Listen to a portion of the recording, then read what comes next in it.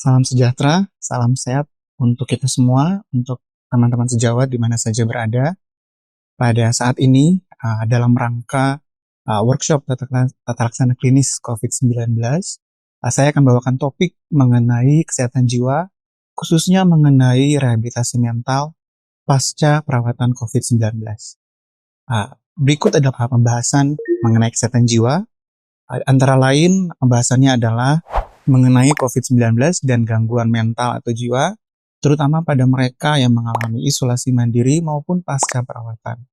Kemudian pembahasan berikutnya yang lebih spesifik lagi atau lebih khusus lagi adalah mengenai bagaimana teman sejawat di puskesmas bisa melakukan identifikasi gejala atau gangguan jiwa dan kemudian melakukan atau memberikan tata laksana yang tepat pada gejala atau gangguan jiwa dalam setting puskesmas. Sebagai pendahuluan, kita ketahui saat ini bahwa COVID-19 pandemik ini diketahui sebagai satu kondisi kegawat daruratan kesehatan masyarakat. Jadi bukan hanya satu individu saja yang terpengaruh, tapi satu komunitas, bahkan satu negara, dan bukan hanya satu negara, tapi sudah menjadi satu kegawat daruratan secara global juga. Dan pandemik ini bisa dianggap juga sebagai suatu stresor, sehingga stresor ini yang akan menimbulkan respon-respon tertentu pada individu maupun juga secara kelompok atau komunitas.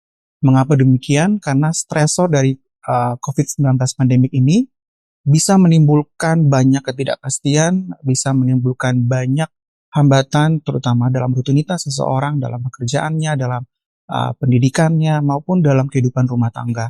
Sehingga respon individu ataupun kelompok dan komunitas ini bisa ada dua.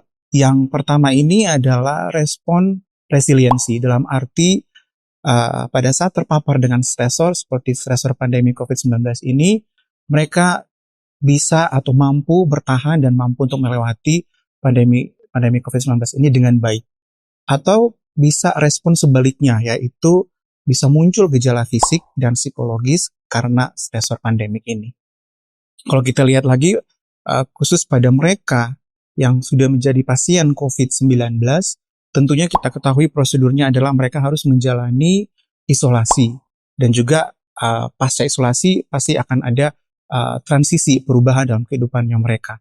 Nah, pasien-pasien seperti ini yang menjalani isolasi maupun pasca isolasi, mereka bisa pun menimbulkan respon resiliensi atau mereka mampu melewati pandemi ini atau akan muncul gejala fisik atau psikologis. Sehingga pembahasan kita pada saat ini akan fokus banyak kepada dampak psikologis dari COVID-19 ini, khususnya pada pasien yang harus menjalani isolasi maupun pasca isolasi.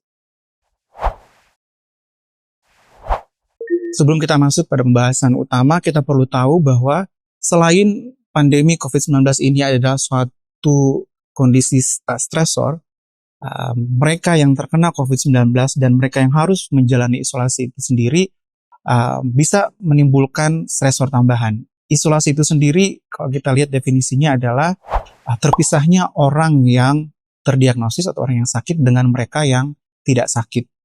Terpisahnya ini pun bisa menjadi suatu stresor bagi mereka yang sudah kena stresor pandemik dan juga harus menjalani isolasi. Sehingga dampak psikologisnya ini bisa sangat signifikan, bisa berlanjut pasca perawatan atau pasca isolasi. Dan perlu diketahui sebelum kita melakukan diagnosis atau mengidentifikasi gejala-gejala psikologis yang muncul, apa saja faktor-faktor yang bisa meningkatkan terjadinya gangguan atau gejala psikologis pada pasien dengan COVID-19. Dan menurut beberapa penelitian yang sudah dilakukan di masa pandemi COVID-19 ini, mereka menemukan bahwa ada banyak faktor yang bisa berpengaruh terhadap terjadinya gangguan jiwa pada pasien COVID-19. Antara lain adalah durasi. Durasi dari isolasi itu sendiri bisa menentukan apakah seseorang akan di kemudian hari muncul gejala psikologis. Kemudian ada perasaan takut infeksi. Dalam arti pada saat mereka sudah terkena COVID-19 dan mereka harus menjalani isolasi, mereka pun bisa merasa takut apakah mereka bisa terkena virus ini kembali ataupun mereka akan menularkan kepada orang lain di sekitarnya. Kemudian ada faktor frustrasi atau kejenuhan.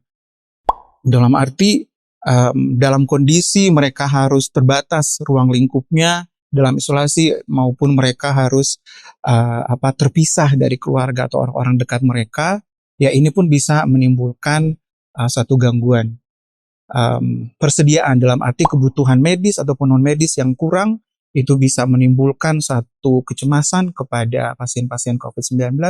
Kemudian informasi, kita tahu banyak informasi di luar sana yang mungkin terlalu banyak yang diterima, dan mungkin banyak dari informasi itu kurang tepat atau tidak tepat, sehingga ini bisa menimbulkan satu kegelisahan kepada pasien COVID-19. Kemudian hasil tes, mereka yang menjalani masa isolasi dengan COVID-19 ini, mereka harus menunggu kapan hasil tes mereka keluar dengan hasil yang mungkin sudah negatif. Menunggu hasil itu maupun mendapatkan hasil yang terus-menerus positif bisa juga menimbulkan gejala atau gangguan jiwa. Kemudian stigma yang muncul di masyarakat atau di lingkungan sekitarnya, atau pandangan negatif dari lingkungan terhadap mereka yang terkena COVID, ini pun bisa menimbulkan rasa cemas ataupun gangguan pada pasien COVID-19. Kemudian tentunya selama isolasi kita tahu akan muncul rasa kesepian karena mereka dibatasi ruang lingkupnya dan mereka terpisah dari orang-orang yang dekat dengan mereka. Kita bisa bedakan pada saat mereka pasien dengan COVID-19 ini harus mengikuti prosedur untuk diisolasi, ada muncul gejala-gejala di periode ini, dan kita bisa bandingkan juga dengan periode pasca isolasi atau mungkin pada saat mereka dinyatakan sudah sembuh, ya. Selain muncul gejala fisik COVID-19 pada saat mereka harus menjalankan isolasi, bisa muncul gejala psikologis, ya, dan ini sudah dibuktikan dari penelitian-penelitian yang ada. Yang paling sering adalah gejala cemas, kemudian sulit tidur atau insomnia, kemudian adalah gejala reaksi stres akut, gejala stres pasca trauma, depresi, psikosis, dan banyak lainnya. Kalau kita bandingkan dengan pasca isolasi, kita bisa lihat bahwa ada sedikit perbedaan dari stresor-stresor yang bisa ditemukan oleh pasien-pasien dengan COVID-19. Kalau tadi ada banyak faktor-faktor resiko yang bisa meningkatkan gangguan jiwa pada saat mereka isolasi, pasca isolasi pun dalam beberapa penelitian, walaupun belum banyak ya yang meneliti pasien pasca isolasi, terdapat stresor-stresor yang bisa meningkatkan terjadinya gangguan jiwa itu sendiri. Contohnya reinfeksi, yang mereka takut bahwa walaupun saya sudah sembuh, bisa nggak saya terkena lagi COVID-19 ini. Kemudian faktor ekonomi, di mana mereka harus terputus pekerjaannya mereka, contohnya karena mereka harus menjalani isolasi, sehingga ini akan menjadi beban pada saat mereka harus kembali lagi ke rumah dan harus kembali lagi ke tempat kerja mereka. Kemudian stigma yang mungkin masih muncul di lingkungan mereka walaupun pasien sudah dinyatakan sembuh. Gejala yang umumnya ada pasca isolasi yang dominan dikatakan dalam beberapa penelitian adalah ada gejala kecemasan, depresi, psikosis, dan gejala stres pasca trauma. Pembahasan berikutnya adalah bagaimana teman-teman sejawat semua di Puskesmas bisa melakukan identifikasi terhadap gejala atau gangguan jiwa yang muncul pada pasien dengan COVID-19 pada saat isolasi maupun pada saat mereka sudah sembuh. Yang umum yang akan kita bahas pada saat ini ada 3, sesuai dengan penelitian-penelitian yang muncul. Mereka menemukan yang paling banyak adalah 3 gejala berikut ini atau 3 diagnosis berikut ini, yaitu ansietas, depresi, dan psikosis. Sebagai catatan, dokter-dokter semua bisa menggunakan beberapa kuesioner. Nah, kuesioner ini adalah bentuk screening cepat untuk melihat apakah pasien sudah mengarah pada satu masalah kejiwaan, ya. Seperti contohnya kuesioner mandiri bisa diisi oleh pasien tersebut seperti SRQ-20, PHQ-9, GAD-7, ataupun kuesioner yang bisa diisi oleh dokter pada saat bertemu dengan pasien seperti HAM-D, HAM-A, dan PANS. HAM-D ini untuk depresi, HAM-A untuk ansietas, dan PANS untuk gejala psikosis. Sebelum kita masuk pada gejala dan gangguan jiwa dari 3 topik tadi, Saya mau mengingatkan kembali kepada dokter-dokter, teman sejawat semua, mengenai definisi dan etiologi dari gangguan jiwa itu sendiri. Bahwa pada saat kita melakukan diagnosis, kita perlu tahu seseorang akan mengalami suatu gangguan jiwa kalau mereka memiliki 3 hal. Nah, 3 hal ini adalah, pertama, mereka harus menunjukkan adanya gejala atau psikopatologi. Kemudian gejala atau psikopatologi ini akan menimbulkan disfungsi dalam kehidupan mereka sehari-hari, apakah di dalam rumah atau di luar rumah. Dan gejala-gejala tersebut bisa menimbulkan distres atau kesusahan. Di sini ditulis dan atau distres karena ada beberapa pasien dengan gangguan jiwa yang mereka tidak merasa bahwa mereka ini sakit, tapi dampak dari gangguan mereka ini sudah mempengaruhi lingkungan mereka, termasuk keluarga mereka atau komunitas di sekitarnya. Berbicara tentang etiologi gangguan jiwa, kita selalu berpikir bahwa gangguan jiwa tidak hanya disebabkan oleh satu hal, tapi selalu berpikir bahwa gangguan jiwa itu adalah multifaktorial. Ada 3 hal yang berpengaruh yang perlu dipikirkan dan juga perlu mungkin dicari oleh dokter-dokter di puskesmas, seperti faktor biologi.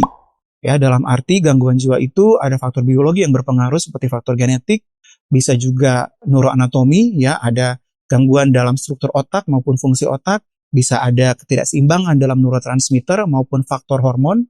Kemudian ada faktor psikologis dalam arti apakah kepribadian pasien yang akan mempengaruhi terjadinya gangguan jiwa, atau mungkin riwayat trauma dari pasien, dan juga mekanisme adaptasi dari pasien tersebut, apakah mampu untuk mengatasi stres yang dia alami. Kemudian yang ketiga adalah etiologi sosial, di mana lingkungan sekitarnya pun bisa mempengaruhi terjadinya gangguan jiwa pada pasien tersebut.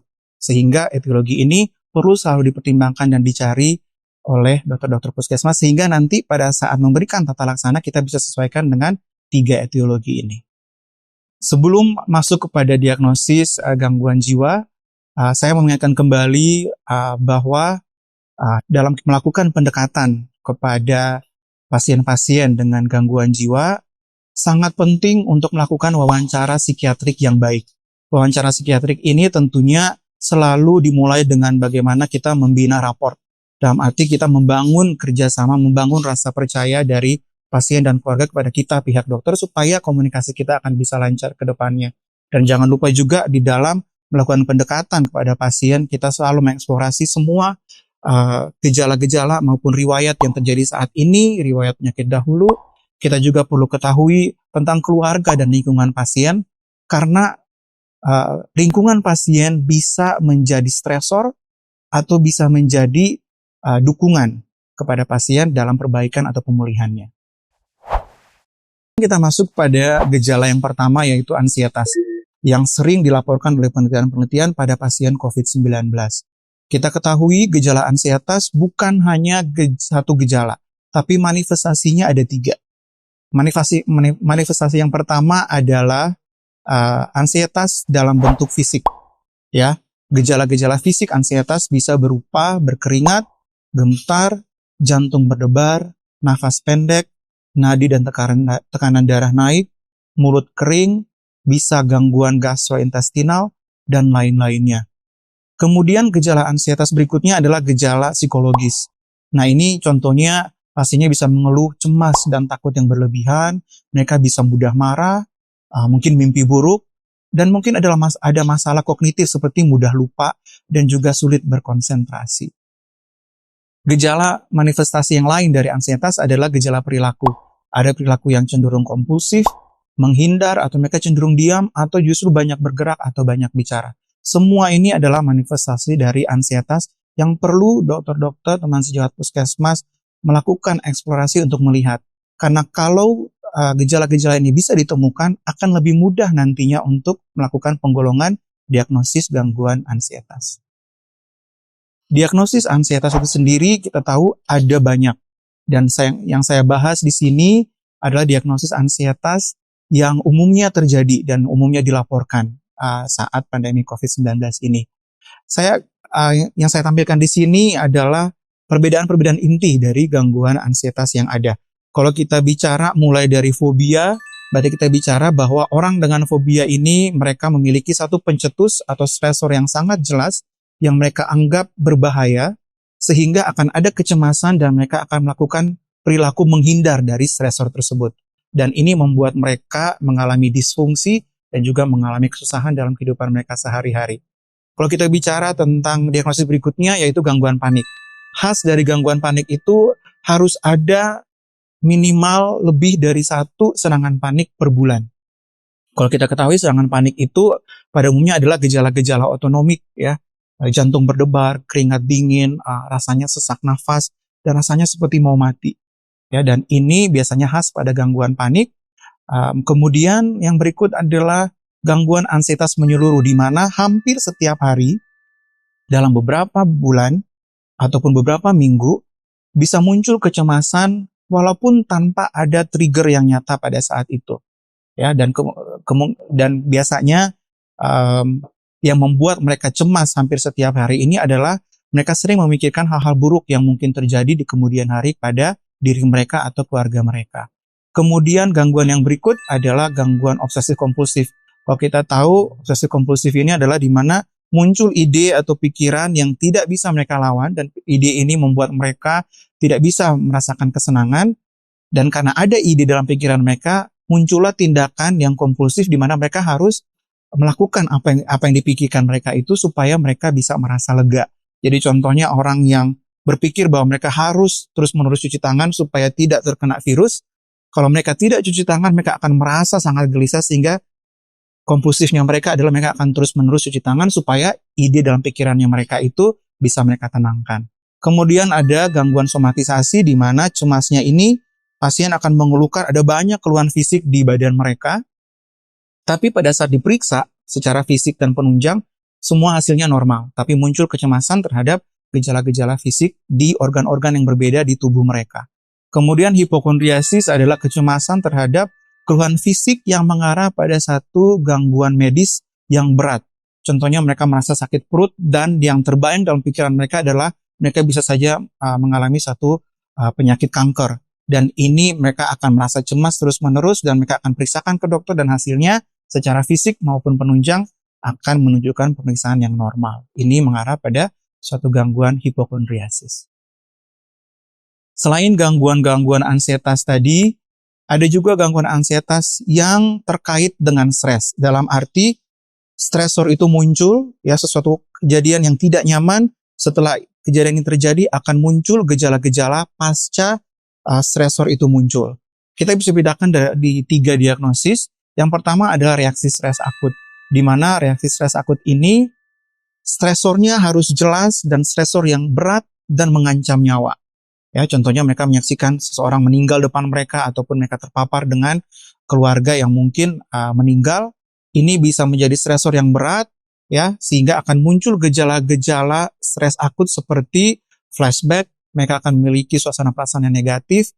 Mereka akan merasa terpisah dari orang-orang di sekitarnya, tidak merasa ada koneksi dengan orang sekitarnya. Mereka akan menghindar dan akan ada mimpi buruk atau mudah sensitif, ya, mudah terjaga.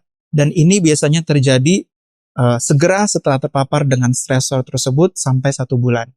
Kalau lebih dari 1 bulan, baru kita namakan itu dengan gangguan stres pasca trauma. Apabila pasien hanya terpapar dengan stresor yang sifatnya ringan atau sehari-hari, mungkin masalah pekerjaan, masalah rumah tangga, masalah hutang, atau masalah PR, dan lain-lain, ya, dan muncul kecemasan sesudah terpapar dengan stresor tersebut, ini kita bisa diagnosis dengan gangguan penyesuaian.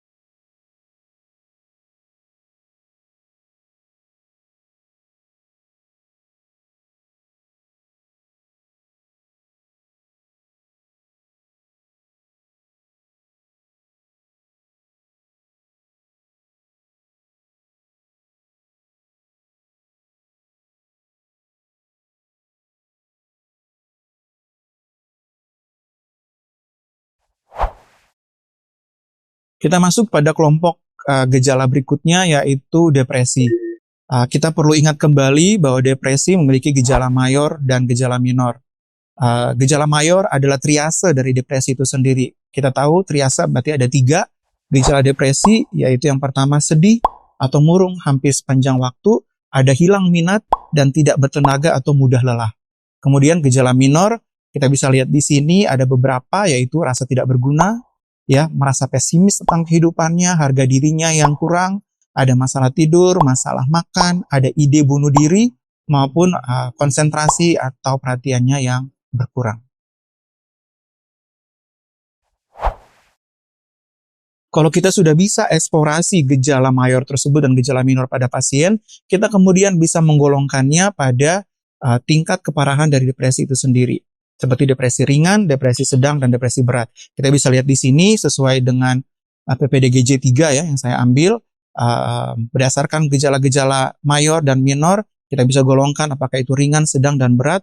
Yang saya mau tekankan di sini, apabila mereka dengan COVID-19 sudah melaporkan bahwa atau mengeluh mereka mulai merasa putus asa, mereka merasa bahwa hidup mereka sudah tidak berarti dan mereka mau mengakhiri hidup mereka, ini berarti sudah menjadi gejala khas dari depresi yang berat. Dan jangan lupa juga bahwa depresi ini ada diagnosis banding seperti distimia dan juga bipolar yang perlu dipelajari lebih lanjut oleh teman-teman sejawat semua. Kalau bicara tentang bipolar berarti ada gejala depresi maupun gejala manik yang muncul dalam perjalanan penyakit pasien. Kemudian kita bisa lihat kelompok gejala berikutnya, yaitu gejala psikosis. Gejala psikosis ada 2 gejala utama kalau kita lihat dari panduan diagnosis PPDGJ 3, yaitu gejala positif dan gejala negatif. Kalau gejala positif berarti gejala-gejala yang muncul pada pasien ini cenderung gejala yang mencolok, yang mengganggu, bukan hanya mengganggu ke pasien, tapi nampak juga dari keluarganya atau lingkungannya, sehingga mereka akan kesusahan dan mereka akan langsung melapor kepada tenaga medis. Contoh dari gejala positif ini antara lain adalah halusinasi, di mana persepsi mereka salah ya terhadap yang terjadi di sekitar mereka. Contohnya mereka bisa berhalusinasi mendengarkan suara-suara di telinga mereka, tapi tidak ada yang berbicara di sekeliling mereka dan orang lain pun tidak mengalami hal yang sama. Ataupun mereka mengalami halusinasi visual, di mana mereka melihat sesuatu, melihat bayangan yang orang lain tidak melihat. Ya. Kemudian gejala positif lain yang khas pada psikotik juga adalah gejala waham, di mana waham ini adalah suatu keyakinan yang salah, yang tidak sesuai dengan budaya atau kultur di sekitarnya, tapi saking dia percayanya sehingga kita tidak bisa patahkan. Ya. Kemudian gejala positif lainnya dari psikotik ini adalah adanya perilaku yang kacau, ya, maupun pembicaraan yang kacau atau aneh atau tidak biasanya. Kemudian gejala negatif. Gejala negatif ini berarti sesuatu yang cenderung tidak terlalu mencolok, yang mungkin banyak orang akan melihat ini gejala yang biasa saja, jadi tidak perlu dilaporkan kepada dokter. Tapi gejala negatif ini perlu diobservasi dan perlu dilihat dan perlu ditanya juga oleh dokter-dokter semua kepada pihak keluarga maupun pasien, apakah ada emosi yang datar, tidak ada motivasi dan energi, kehilangan minat dan kesenangan dalam aktivitas maupun interaksi sosial yang berkurang. Kalau tadi kita sudah mengeksplorasi tentang gejala-gejala positif maupun negatif, kita sudah tanya dengan baik, ya, kita bisa menggolongkan gejala-gejala tersebut ke diagnosis psikotik yang mana. Ya, kalau kita lihat yang paling sering yang muncul pada pasien COVID-19, apakah saat isolasi atau pasca isolasi adalah psikotik akut. Psikotik akut berarti gejala-gejala psikosis yang tadi itu muncul dalam 2 minggu dan menimbulkan disfungsi dan atau distres pada kehidupan pasien. Kalau muncul waham atau halusinasi atau gejala psikotik tadi ya lebih dari 1 bulan atau 1 bulan atau lebih, kita bisa golongkan ini pada suatu diagnosis skizofrenia paranoid. Kalau ada gejala psikotik, ya gejala positif, negatif, disertai dengan gejala suasana perasaan, berarti ini bisa kita golongkan cenderung ke arah gangguan skizoafektif. Berarti ada gejala psikotik bersamaan dengan gejala suasana perasaan pada pasien, apakah itu depresi atau itu kondisi mania. Jangan lupa juga ada diagnosis banding dari psikotik ini sendiri antara lain skizofrenia tipe yang lain maupun gangguan waham. Setelah kita pastikan gejala-gejala dan diagnosis pada pasien, berarti saatnya dokter-dokter untuk bisa memberikan tata laksana sesuai dengan keluhan pasien atau diagnosisnya. Tapi tentunya saya mau mengingatkan kembali bahwa dalam mendiagnosis gangguan jiwa kita perlu pastikan, kita perlu eksklusi apakah ini murni gangguan jiwa ataukah ada unsur organik atau faktor fisik yang perlu diperiksa lebih lanjut dalam pemeriksaan penunjang seperti lab atau pencitraan radiologi, sehingga kita singkirkan semua kemungkinan itu, baru kita bisa mendiagnosis ini adalah murni satu gangguan jiwa. Tata laksana yang awal adalah tentunya tata laksana psikofarmakologi.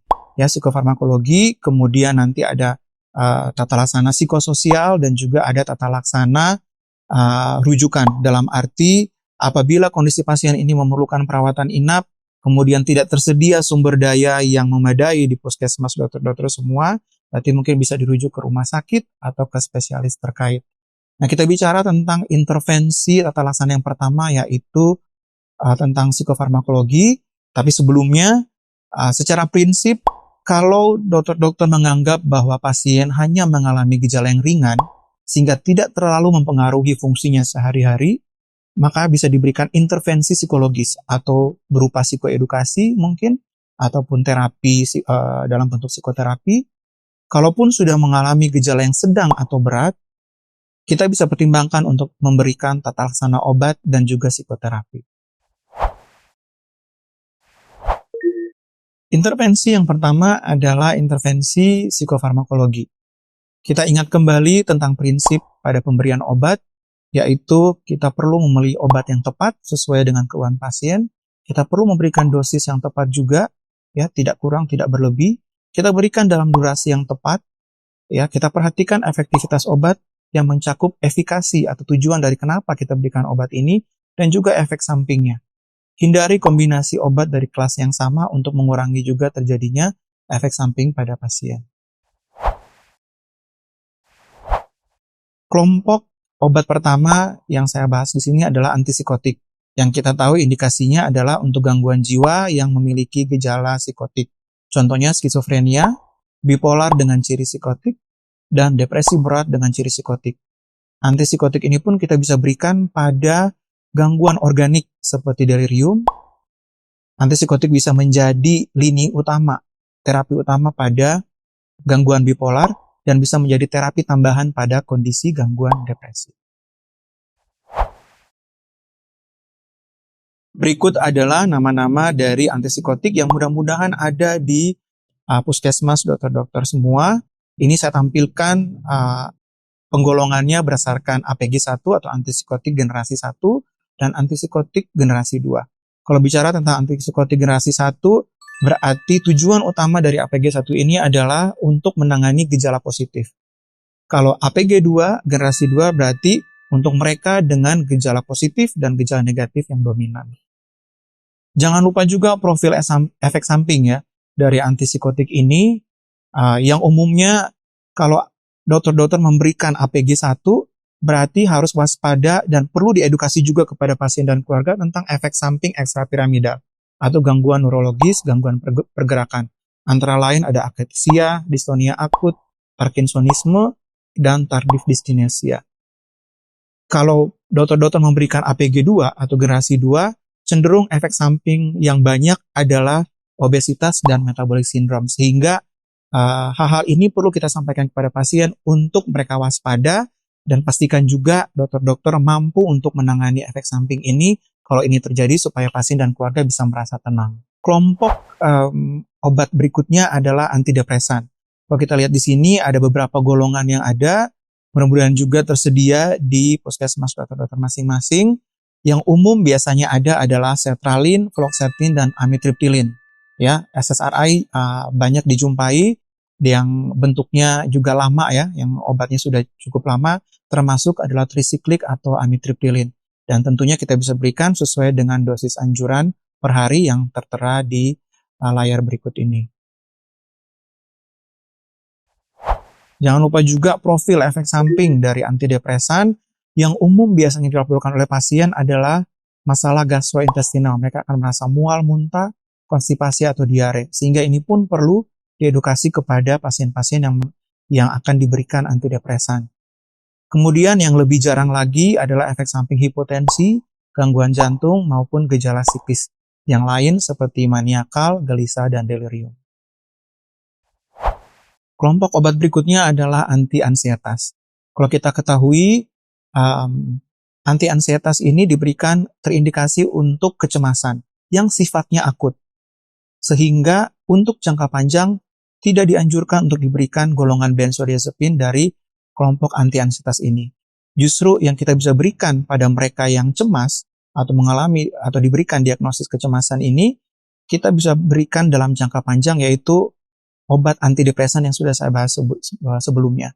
Obat benzodiazepin dari anti-ansietas ini hanya diberikan dalam durasi 2-4 minggu atau hanya akut saja, sehingga obat utama tetap kita bisa berikan obat antidepresan untuk jangka panjang. Tata laksana berikut di luar dari obat adalah tentang psikososial.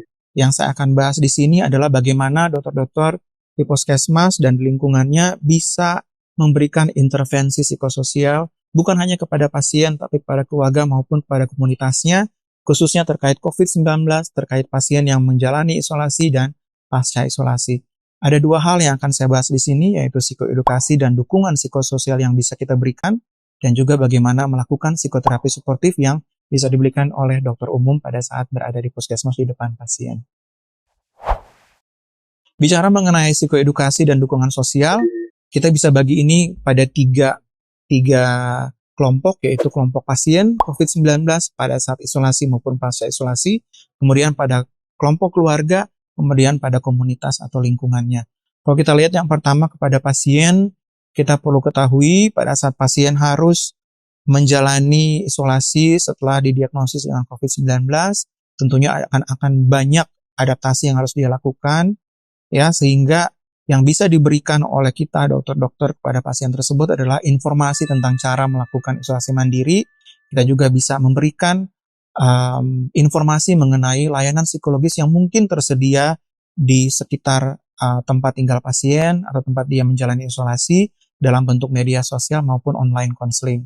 Jangan lupa juga pasien pada saat selesai isolasi atau mereka dinyatakan sembuh, mereka pun harus melakukan transisi pada saat berada di rumah, sehingga kita dokter-dokter harus memberikan edukasi bagaimana dia bisa menjaga kesehatan fisik dan jiwanya di rumah, dan bagaimana juga dia bisa mengikuti instruksi dokter untuk minum obat teratur dan kontrol rutin sesuai dengan anjuran dari dokter puskesmas. Dan pastikan pasien-pasien tetap terhubung dengan keluarga mereka untuk mendapatkan dukungan emosional juga supaya mereka bisa pulih lebih cepat lagi. Kepada kelompok keluarga pasien, diharapkan dokter-dokter puskesmas juga bisa memberikan dukungan emosi, bisa menghimbau kepada keluarga pasien untuk memberikan dukungan emosional yang positif kepada pasien yang menjalani isolasi, ya. Kemudian menyiapkan keluarga terhadap semua kemungkinan yang bisa terjadi kepada pasien yang sedang menjalani isolasi. Pastikan juga bahwa keluarga bisa mengakses berbagai macam layanan dan informasi mengenai COVID-19 maupun mengenai masalah gangguan jiwa yang ada pada pasien. Kemudian pasca isolasi yang penting untuk kita siapkan pada keluarga adalah bagaimana nanti keluarga bisa siap menerima pasien di rumah dengan sarana, fasilitas, kebutuhan pasien. Pastikan juga pada saat pasien pulang ke rumah, keluarga bisa tahu status pasien seperti apa dan apa yang harus pasien lakukan ke depannya, seperti harus berobat rutin ke dokter maupun harus minum obat rutin sesuai dengan anjuran dokter. Kepada komunitas, tentunya kita sebagai dokter-dokter pun punya peran, ya, punya peran untuk tujuan utamanya adalah mengurangi stigma yang bisa muncul pada pasien dengan COVID-19, apakah pada saat mereka lagi isolasi atau pada saat mereka pulang ke rumah. Bagaimana mengurangi stigma? Kita dokter-dokter bisa melakukan pendekatan pada tokoh masyarakat maupun kepada komunitas sekitar kita, memberikan edukasi, memberikan penyuluhan mengenai COVID-19, mengenai pentingnya isolasi, mengenai juga tentang gangguan jiwa. Sehingga dengan banyaknya peningkatan dari pengetahuan komunitas, maka stigma pun bisa kita hindarkan. Kemudian pada saat pasien bisa pulang ke rumah, kita bisa himbau komunitas untuk tidak menjauhkan pasien dari interaksi sosial, walaupun interaksi sosial itu hanya lewat media sosial ya, atau virtual ataupun online. Diharapkan komunitas bisa menjadi sumber untuk dukungan juga, saling menguatkan satu sama lain, dan juga bisa menyediakan kelompok-kelompok dukungan ya untuk mengakomodir pasien pada saat pulang ke rumah. Kemudian selain psikoedukasi maupun intervensi psikososial tadi, dokter umum pun bisa melakukan psikoterapi suportif ya dengan tujuan gejala emosi atau psikologis pasien bisa membaik, bisa mempertahankan self-esteem dari pasien atau tingkat kepercayaan dirinya, maupun kita bisa memberikan keterampilan yang adaptif pada pasien di kemudian hari agar mereka bisa menghadapi stresor. Teknik-teknik yang ada seperti saya sampaikan sebelumnya, kalau kita bisa bina raport dengan baik, ya, kita bisa membangun kepercayaan pasien kepada kita bisa berikan empati, mencoba mengerti, kita berikan pujian kepada pasien pada saat ada hal-hal positif yang dia sudah lakukan. Ini semua tentunya bisa membuat perbaikan gejala, terutama gejala psikologis pada pasien. Dan tentunya dalam psikoterapi suportif ini kita bisa berikan juga saran-saran petunjuk untuk bagaimana mereka bisa memiliki coping mechanism yang baik di kemudian hari. Sebelum saya mengakhiri pembahasan saya pada saat ini, saya memasukkan satu pembahasan singkat saja mengenai dukungan psikososial bagi kelompok rentan atau populasi yang khusus. Kalau tadi kita bicara banyak tentang penanganan pada orang dewasa, tapi kita perlu ketahui juga bahwa ada kelompok rentan di luar sana yang mungkin membutuhkan tata laksana atau perhatian yang sama atau mungkin lebih ya daripada orang dewasa, yang saya bagi di sini dalam kelompok lansia, kelompok anak remaja, dan juga kelompok ODMK atau orang dengan masalah kejiwaan dan ODGJ atau orang dengan gangguan jiwa. Yang saya masukkan di sini secara singkat adalah bagaimana dokter-dokter ini maupun yang di puskesmas bisa melibatkan lansia ya, apalagi mereka mungkin yang dalam isolasi atau mereka dengan yang sudah terdiagnosis dengan COVID-19, untuk mereka tetap merasa bahwa mereka adalah bagian dari komunitas mereka sendiri, mereka tidak merasa tertinggal. Kita berikan informasi tepat tentang medis, tentang gangguan yang mereka alami, supaya mereka pun bisa mengerti apa yang sedang terjadi dalam diri mereka. Kita berikan juga satu fasilitas kelompok dukungan, dalam arti apabila lansia tidak bisa keluar rumah, ya karena mereka tidak bisa membeli makanan dan lain-lain karena juga keterbatasan fisik, ya kita bisa sediakan kelompok dukungan yang bisa mengakomodir itu, bisa membantu lansia untuk bisa melangsungkan kehidupan mereka sehari-hari. Kemudian kelompok rentan anak remaja. Yang kita bisa bantu di sini sebagai dokter-dokter adalah bagaimana kita bisa menghimbau orang tua untuk memberikan pola asuh yang baik, tetap mengawasi anaknya sesering mungkin, menjaga komunikasi, dan peka terhadap perubahan emosi maupun pikiran pada anak-anak mereka atau remaja mereka. Dan pada kelompok ODMK dan ODGJ, kita bisa ajarkan mereka coping skill yang baik walaupun mereka memiliki masalah atau gangguan jiwa yang sudah ada sebelum terjadinya pandemi COVID-19 ini, dan juga pada mereka yang memang sudah memiliki gangguan dan sudah berobat, bahkan sebelum pandemi ini mulai, kita tetap himbau untuk mereka datang, untuk mereka berobat, dan minum obat juga rutin sesuai dengan instruksi dokter. Dengan demikian, diharapkan dokter-dokter puskesmas mampu juga untuk memberikan bantuan medis bukan hanya untuk kelompok umum atau dewasa, tapi juga untuk mereka di kelompok-kelompok rentan atau populasi khusus seperti ini. Dengan demikian, diharapkan pembahasan saya pada saat ini bisa membantu dokter-dokter puskesmas semua untuk memberikan penanganan yang terbaik, ya sesuai dengan kemampuan di puskesmas juga kepada mereka, yaitu pasien COVID-19 yang mengalami gangguan jiwa, apakah dalam isolasi ataupun sesudah isolasi atau sembuh. Terima kasih.